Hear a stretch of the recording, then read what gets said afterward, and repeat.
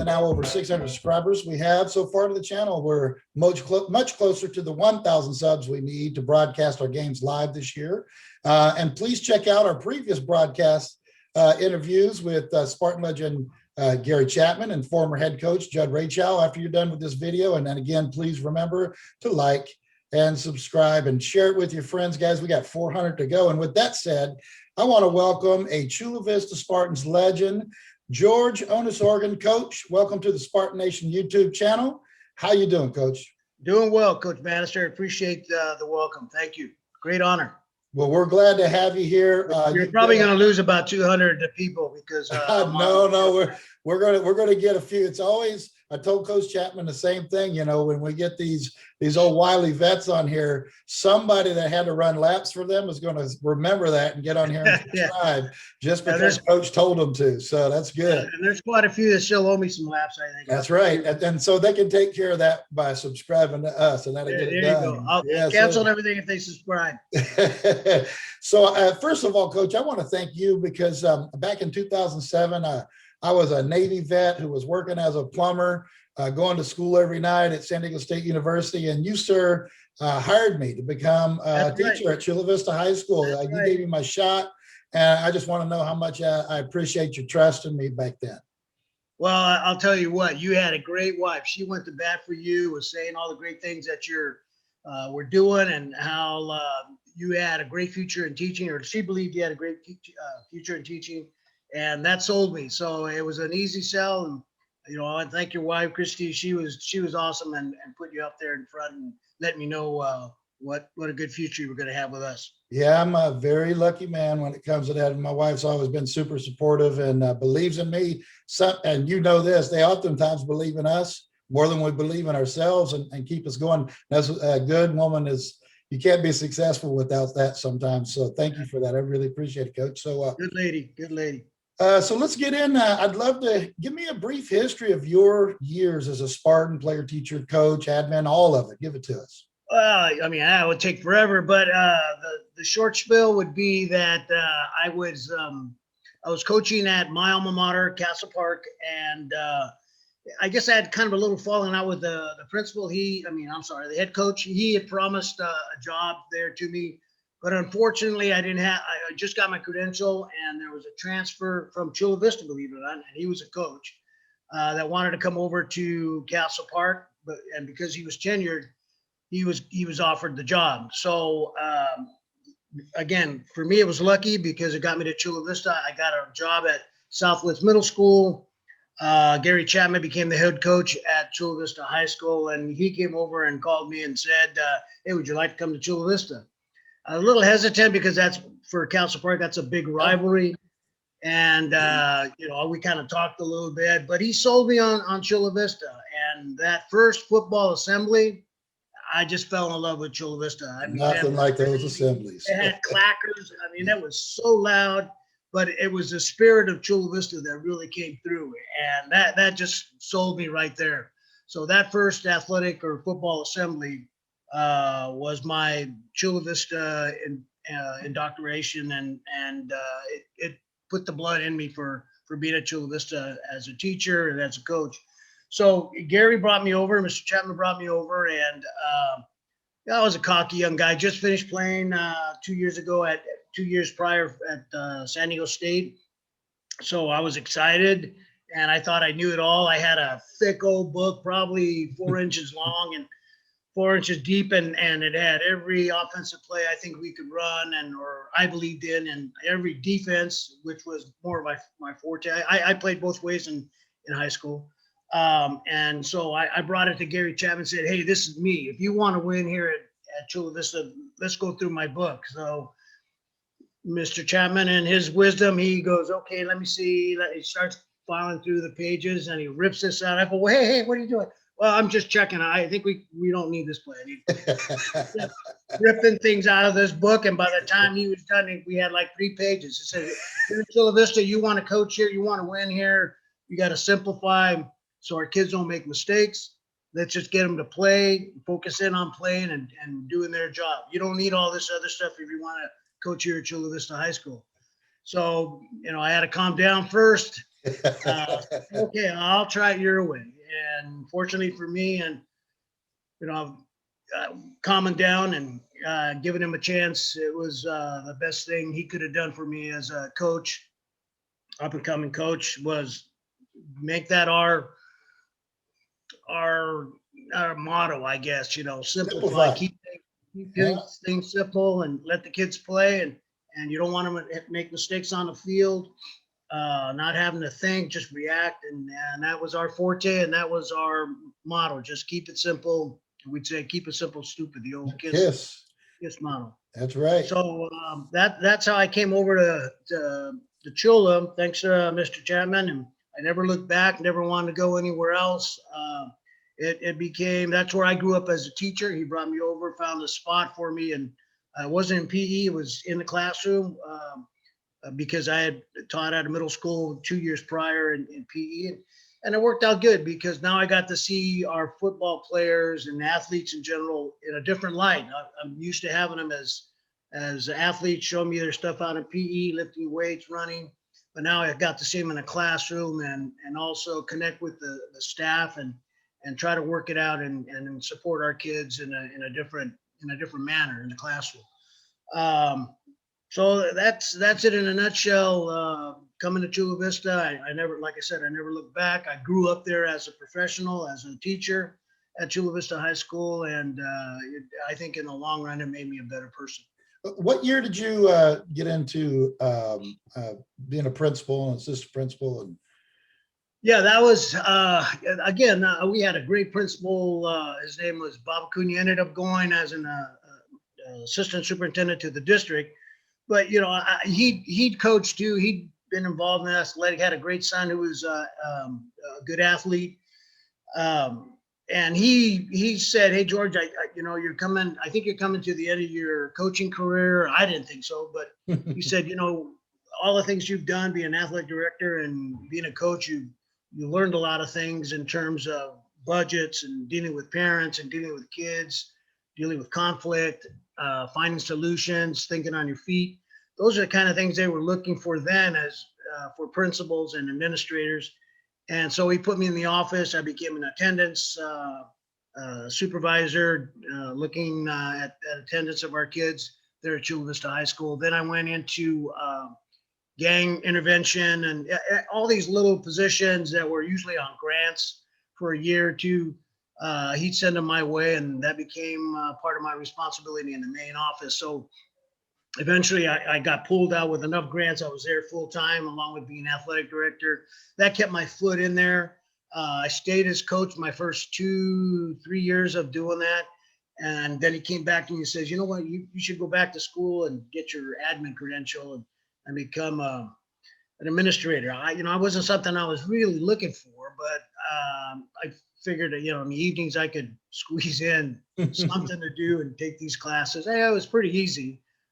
So I did that, and then he went to the district office, and a man named Larry Perandi became our principal. And the nice thing about Larry is him and I came up in the coaching ranks together. I kept coaching, and he went into administration. Matter of fact, we were at Castle Park together. He was a defensive line coach, and I was a linebacker coach. And we kept asking, "Hey, what's going on here? Things aren't working out." He went on to, I think, with Granger. I went on to Southwest, and then he became an administrator way before I did. But I kept coaching, came over to Chula. But he did the same thing. He mentored me and said, "Yeah, you should get in administration." So it just became, it's hard to explain. It wasn't that I didn't care about coaching or teaching. I think I was just ready to try something different. Well, I saw a video of you. By the way, I used to rock the greatest mustache I've ever seen, by the way. Yeah. And I saw a video of you. It was probably during that transition year, early 90s. And I saw you doing an interview about how it was one of the hardest decisions you'd ever made to leave coaching and get into administration. Yeah, and there's no good time to come and talk to the kids. I did it after our, I think it was, matter of fact, I remember it was a playoff game against San Marcos. It's funny how you remember some of those real emotional things. And I just told the kids, you know what? it just seemed like the right moment. It wasn't that I didn't care about the program or the kids, but I kind of felt maybe there was a lack of confidence in what I was trying to do. It was just, no one said anything, to be honest with you, Coach. You It just felt wasn't like it anything, was time. but it was a feeling I had. Maybe it was time for someone else to take over. So I made that transition into administration. So it was tough, real tough. I get you. So let's go ahead and move on then, Coach. Sure. Heard you pretty good player at San Diego State University. Everybody always tells me, and I'll tell you, hey, by the way, I was a skinny fella back in my day. And I remember when I first met you, because I met you in the later part of your years as well. And I remember the first time I walked in your office and I was like, who's that? I was thinking, is that his brother or his son? He's like, no, that's me. I was like, wow, you look like a dude, Coach. Yeah, I mean, those are different days, but I was real fortunate to have some good years out at Southwestern College under Wes Foreman. He was our head coach, the defensive guy who really, again, was a great mentor for me and later became the head coach at Southwestern College was Bob Mears. A lot of the defensive stuff I learned was through him. Just a great mind. And the 2 years there, we had some good teams. We won the league championship. I had some, I think I was a JC All-American. I'm not, that stuff doesn't matter to me. Hey, our viewers like to hear it though. They do. Yeah, well, it was, we had a great defensive core, myself, a guy named Mike REESE, two other guys. I can't think. Oh, Barry, he's one of our corners. Another guy from Sweetwater, just passing mine off the backside of my mind. I can't think of his name, but we led the conference in interceptions. I think I led the conference in punt returns, yardage, and kickoff return yardage or touchdowns, or something like that. We just had, it's sometimes where everything clicks. We had some years like that at Chula Vista too, where everything clicked. There, all the breaks went our way. We did real well. We didn't have any bowls to go to. We just kind of ended up being, I think, number 2 or number 3 in the state as far as junior colleges during those years. So it was fun. And wrong with that. They were good friends with Claude Gilbert and who was the other guy? The head coach was Don Coryell. It was fun talking to him. I mean, you're in awe when you're talking to the DAF. He was called the DAF because he had kind of a lisp and talked like Donald Duck. Hey, he was like a good, one of the fathers of the spread offense, Ernie Zampese was my coach, just another great mind defensively. After he finished with us, taught a couple other places in college and moved up to the pros. Dallas was his big stop, LA, the Rams, when they were there, are now back. So I got coached and mentored by some great guys. I remember playing in the championship game in 1983, and here comes Ernie Zampese. He had a little limp.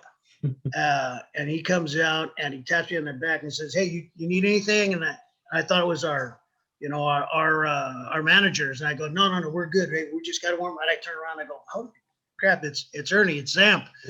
And he just gave me a big hug and said, "Hey, I like the other guys, but you know what? I always root for the underdog. We were the underdog in '83." And he said, "Hey, I'm backing you 100%. I hope you guys do it." And we did. So, I mean, it was fun. It was nice seeing him because he was working with the Chargers at that time.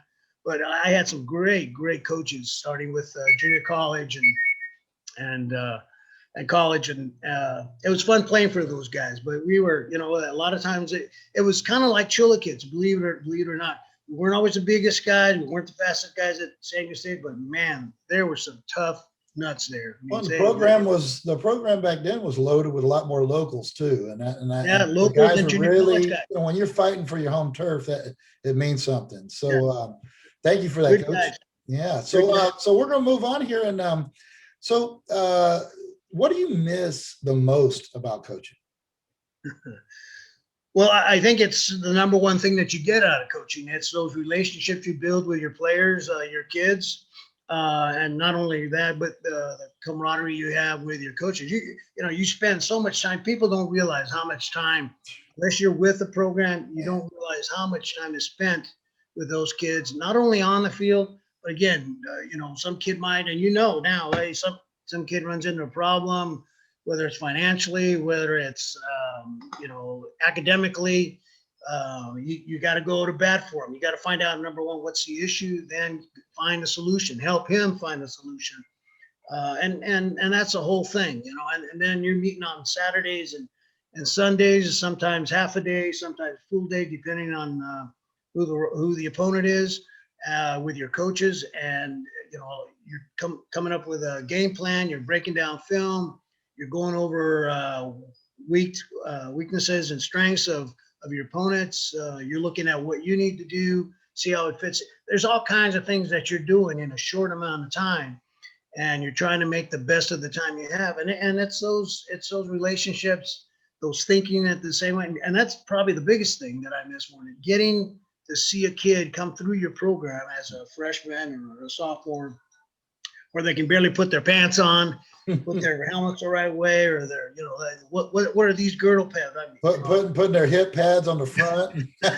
So yeah, where do the knee pads go? You know, it's watching those kids grow up through your program, and then as seniors, you know, your hope is that when they become seniors, they're the leaders. They're the ones that take this program and make it what it is for the season. And hopefully it's a great season. But yeah, it's those relationships and the kids that the men now that played for me and I still am in contact with through Facebook or any social media. They, you know, every once in a while they'll tell me how grateful they were, but it's the opposite. To be honest with you, as honest as I can be, I'm more grateful to them because they kept me going, and I'm just so appreciative of the kids at Chula Vista, because they're like I said about State, we weren't the biggest, fastest, strongest kids, but man, they were blue collar, tough nut football players. I just love that kind of player. They know they're not the best, but hey, you put them on the football field and our guy might be 5'6" and their guy is. But you're gonna know you was in a fight. You're gonna know you was in a fight. The lineup, you knock me down, I'm gonna get up. That was key for us. It's not how many times you get knocked down, it's how many times you get up. Because if you can get up that next time, then you take it to him. It starts all over again. You just keep taking it to him until he quits. I'm glad you brought up how much time goes into coaching as well. I always joke with my wife, as soon as the football season is about to start, I say, I'll see you at Christmas. I tell her that every year because it's a lot of work. It's a lot of work. Let me tell you a little side story about my wife. I mean, she scared me sometimes, but now I'm the boss of her now. But anyway, here's the best story. And you talk to any of my coaches, they remember it. I mean, like it happened yesterday. But we're in there. It was a Saturday morning, probably late Saturday. We know we're going to stay all day on this one. I can't remember who we were playing with. But here comes my wife with my 4 kids. They were all probably under 7 years old. So I have 4. They're all doing great now, despite me. She brings them all in their pajamas. I doubt it's despite you, but yeah, she brings them all into the coaching office in their pajamas. We used to have a round table in the middle where we put all our stuff. She just rips it all off, reaches in the bag, puts out Cheerios, morning cereal, puts out the milk, looks around at all the coaches are all laying there, you know, heads down, trying to stay awake. And she looks at me and she says, I'll see you at 4:00. They're with you. And walks out. And all the coaches look around and they're going, I think you got an issue there. It was just her saying, hey, you know, you got to spend some time with your kids. Yeah. And believe me, I'd bring them down to Chula Vista and let them have the run of the gym, just lock all the doors. And they would just love going through the lot. They still talk about the smell on the bus, you know, coming back all sweaty and the lockers, how they smell. But they still remember those days. I'd just throw a bunch of balls out in the gym. And, you know, basketballs, volleyballs, and they just love running around that place. It's hard to find a balance when it comes to family. It's really hard to find a balance to put the time in that you need to be successful and that you feel like you owe to not only, you know, the IOU, right? You owe it to the other coaches, you owe it to the kids. And it's tough to balance that and still be a good father and a husband. And It's never. There is and that's a thing for a coach. I mean, because you're never going to get paid what you're worth until you get to the colleges, the big programs of college or pros. We do not do this for the money, not in California. Oh, yeah. So it's got to be, got to find that time to find your kids and show them how much you love them. And my kids still remember after games being down on a football field, running back and forth. And I'd bring my son to some of the games. But I couldn't watch them all the time. She remembers being up in the stands and they're running up and down. I'd grab one of our managers or one of the kids in my class and pay them to kind of help my wife watch them, because there's 4 of them. They'd go all over the place because that's a great place to make some history and some memories. And Chula Vista is a great place like that. Our kids, my Chula Vista kids, they knew who my kids were, and all the coaches' kids, and they really did help. We didn't have to pay them, but they helped take care of them. They look after them. My wife, I'm sure she had to answer some question. Why are your kids so wild? Well, they're making memories. That's right. That's right. Making memories. So we're going to go ahead and move on here, Coach. And so I got this next question. Obviously, as an administrator, some people don't know this, but as an administrator, you kind of get moved around. You'll get a spot here or there, but it's usually not your choice where you go. And I know you have been an administrator at a lot of schools in the district at one point. And so I thought this would be, especially with your history at Chula Vista, you've seen how things have been in other schools, whether it's on the west side and east side and everything else. So, to me, seems like Chula Vista was a powerhouse throughout the 70s, 80s, and 90s consistently, right? I mean, there's some up years and down years. Everybody has those, but pretty good program. And it even started off pretty good early 2000s. What do you think has happened over the years? Once a D1, D2 program, we're now in the Division 4, trying to build back up, and it's tough. It's tough going. But I think with your history, you can probably shed some light on how that happens. Well, I think the big issue that you have to deal with now, Howard, more than anything else, has been the open boundaries, open enrollment. And as a coach, I think that's been detrimental to a lot of programs, simply because your good kids now, they can shop around and go to another program. And in the past, when I was coaching, I mean, there were some intense rivalries with Sweetwater, with Castle Park, and even the smaller schools that weren't, that we were dominant over.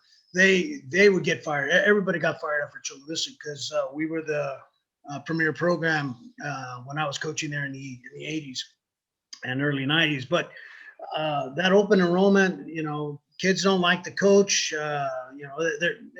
don't have to have a reason to transfer. Before, if you did transfer, when I was there, you had to sit out a year. So, you were a junior going to school, you lost your junior year, and then you hope to play as a senior.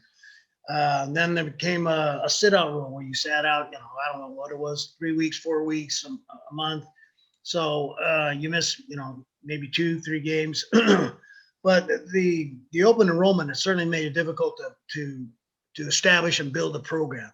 So the only way now that you build the program in an open enrollment like that is that you win. If you win, kids are going to come. If you lose, kids are going to go. So now the old rivalry thing, I mean, it's up to the coaches and sometimes the community to keep that going, because it's kind of lost. I know we still have the Sweetwater game going. That's probably the biggest one. Once for a couple of years there, Hilltop was giving us a good run. They didn't beat us, but they were trying to. So that when we beat, we'd lost when I first started coaching there. We lost to Sweetwater like 4 years in a row, and then the year we beat them, it was like the CIF championship. People just came out of the stands and we were celebrating on the field. It was that kind of a rivalry. And we talked to our kids about, hey, you cross the river north of Chula Vista, you don't win, we're going to walk back. So there were true rivalries, kind of, and I think probably still is in the Midwest, I'm assuming, where you have to drive to town drive out of town, drive into the next town. And I mean, we would kind of that old mentality where we would get on a bus and we'd tell our kids, hey, keep your helmets on. They're going to throw rocks at us. And sure enough, here comes these rocks on our being thrown through the windows, because it was an intense rivalry. I mean, that was being dumb for most people. But, you know, it was and that was the things that kids remember. Hey, next year they're gonna come to our place, you know. So that open enrollment is just, for all athletics, it's been detrimental. I think that's probably. Well, you have to find a balance. I can tell you, with myself trying to build the program back up, you know, I have to find a balance between having a competitive schedule and being realistic about where we're at. Because I look at some of the pictures, you know, Rex Johnson put a bunch of pictures on the wall in the office, and I look at some of the lines that you guys had back then, and I'm just like, good Lord, can I have 2 of those guys? You know, because we're just seems like we're so much smaller. And like you said, and a lot of that's with, you know, we don't even see the kids at Chula Vista from the get-go. If they choose not to come there in the first place, they never set foot on the campus. They end up going somewhere else. And yeah, you don't see it partly with the school, and it's partly with, we've got to start having better success and give people a reason to want to come back to Chula Vista. And that's what I'm trying to do. Probably paramount, Coach. Yeah, success begets success. Yep. If you're winning, kids are going to be there. Kids are going to come. And I think also if you treat them right, I don't know what the dynamics of Chula Vista High School are right now. I know it certainly has changed. Even when I was there as principal, I could see. I tried to come back as a principal thinking, hey, it's going to be like I was a teacher. The same kind of mentality. And there were some subtle changes. I mean, not outward, but you know, it had changed. And I think and that's partly due with the changing staff. Mm-hmm. If they're not into I don't know, the concept or the legacies of the school, then you know they're not going to talk it up to the kids. It'll die out. Going to change some things. So that might be another part that's maybe small, but it's still an important part. Everybody's got to talk the same way about Chula Vista. Yeah, we're working on trying to get it back, Coach, and I'm working my butt off. And whether I succeed or not, I want to get it back to where we're a reputable program, to where people are talking about us all the time. And but thanks for that again. So we're gonna move on.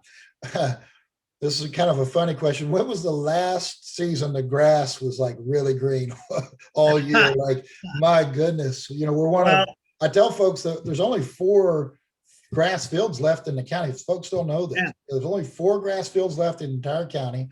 They're all 4 on the west side of Chula Vista. But good Lord, when you go take film, it looks like there's crop circles on the ground, and we had an alien there the night before. Do you remember when it was ever good?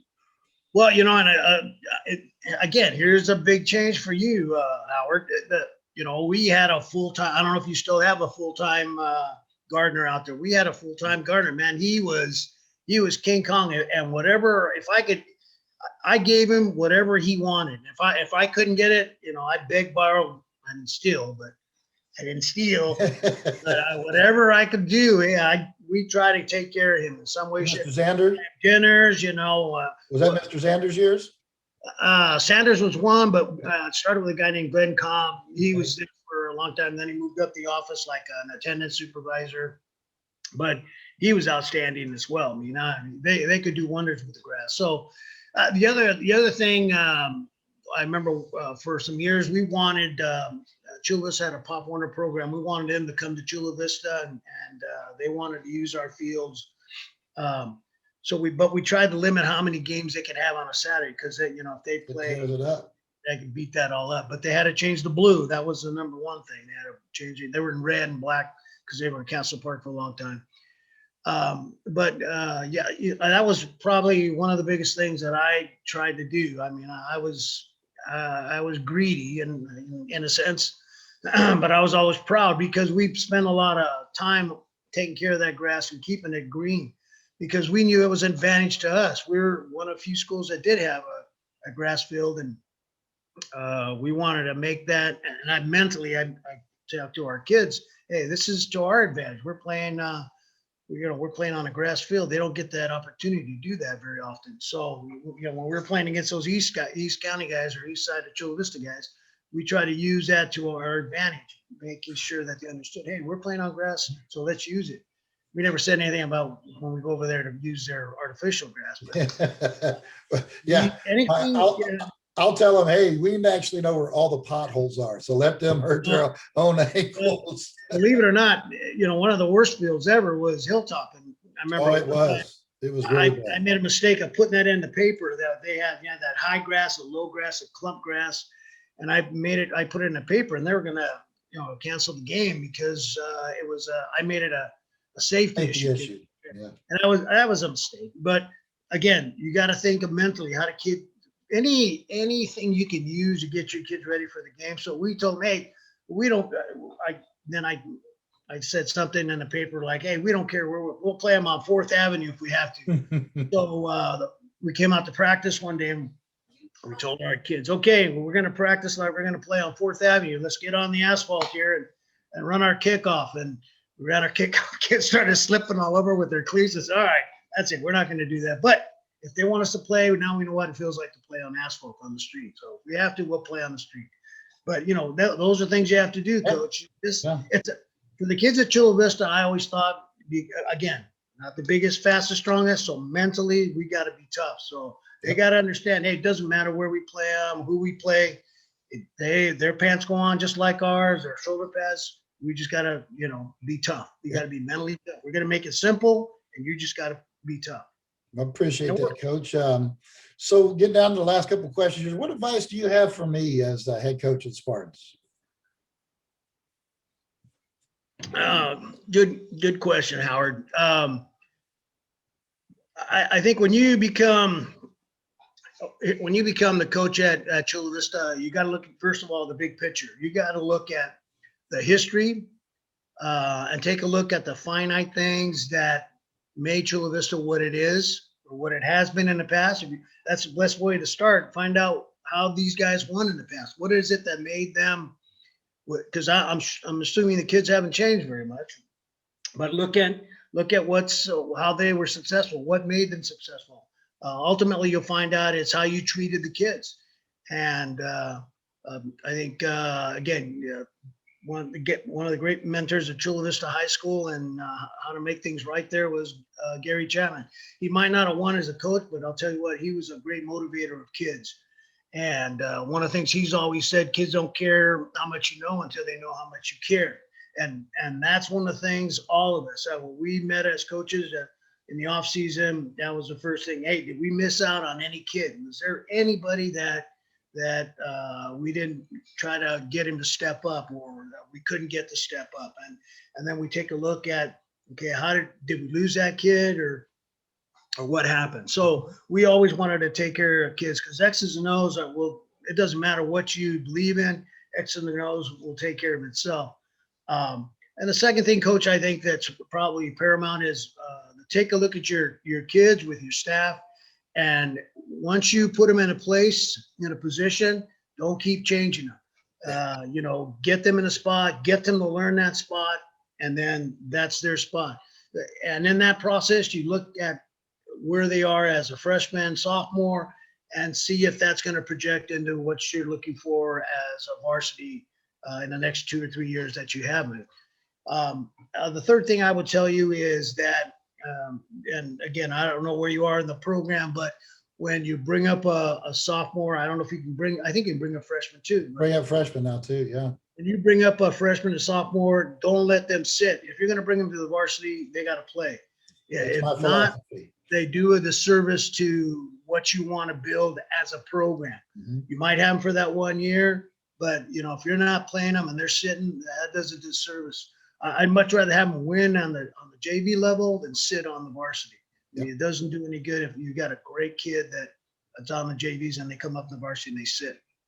Same thing if you have that, and you don't want to do this with too many juniors, but if you have that 2 or 3 juniors that they've got to develop, you sit them down and say, you know what, you're going to go on the JVs and you're not going to come off the field. And that's what we did with 2 or 3 juniors. We wanted them to get playing time, but not just at the specific position. If we could put them on both sides of the ball, put them on special teams, we tell them, hey, you're gonna play every down.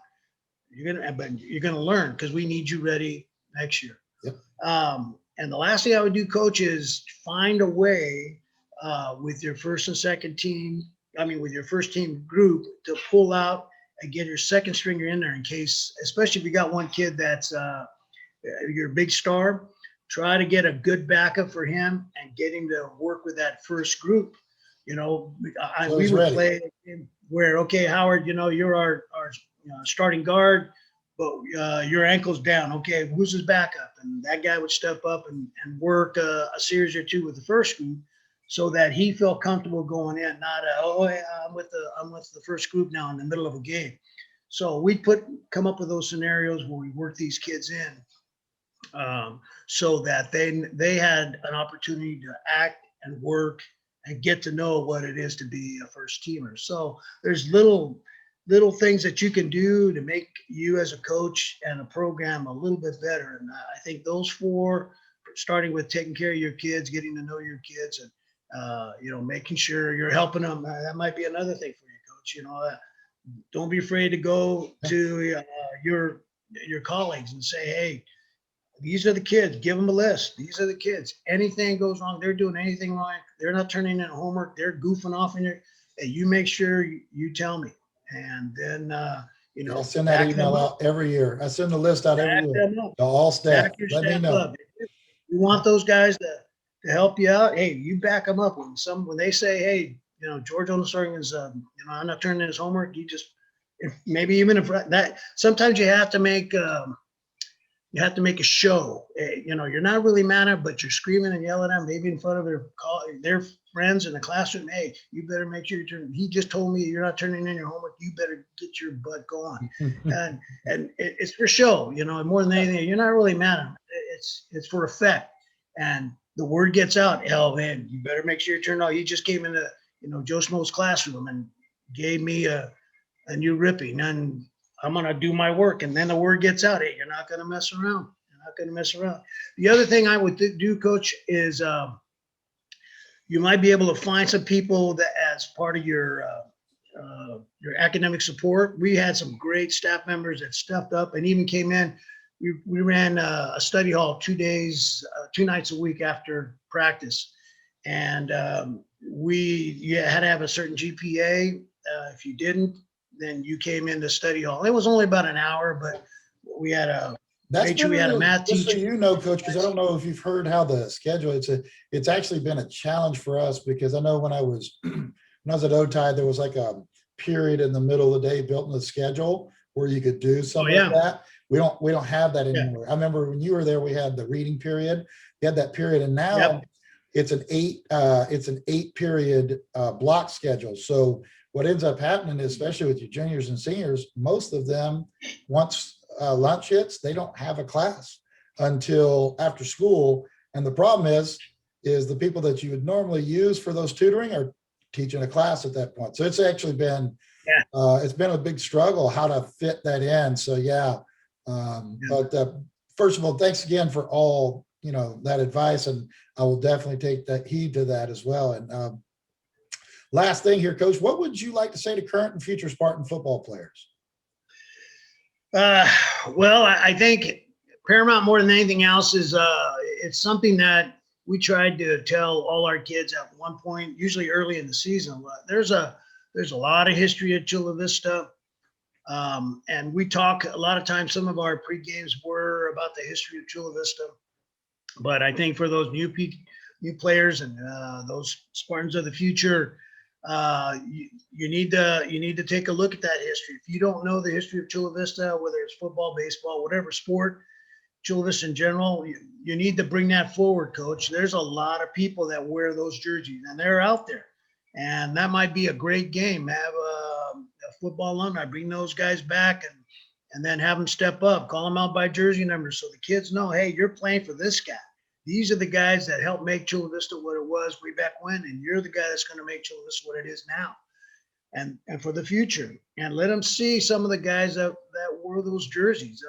That'd be a great undertaking to bring players back. And there's a lot of local guys. They'd love to see games, stand on the sidelines, maybe even shake the hand of the guy that's wearing their jersey and just give them a little pep talk before the game. That'd be a a great thing to do. But, talk the history up of Chula Vista.